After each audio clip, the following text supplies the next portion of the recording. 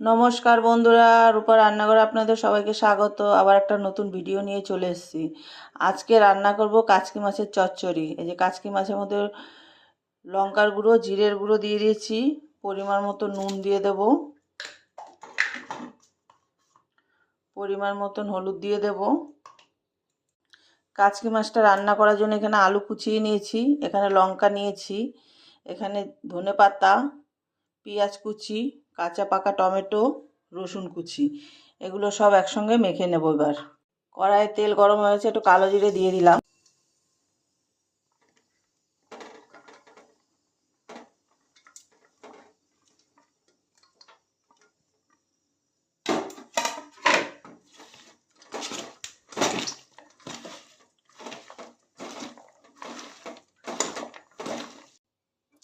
সুন্দর করে মেখে নিয়েছি, এবার কড়াইতে দিয়ে দেব।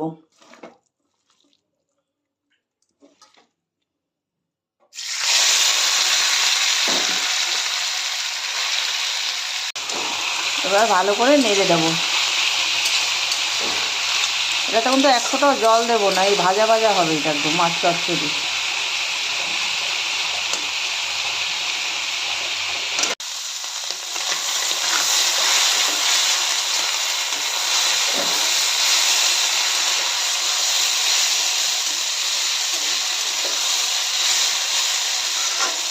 প্রায় ভাজা ভাজা হয়ে এসছে, আর একটু হবে।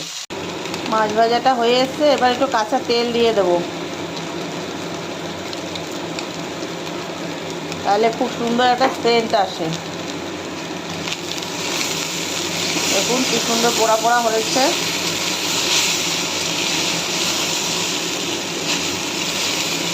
এরকম করে ডালের সঙ্গে বা ভাতের সঙ্গে খাবেন, খুব ভালো লাগবে। যদি ভালো লাগে লাইক, শেয়ার, সাবস্ক্রাইব করবেন, কমেন্টে জানাবেন। আবার একটা নতুন ভিডিও নিয়ে দেখা হচ্ছে। আজ তাহলে আসছি।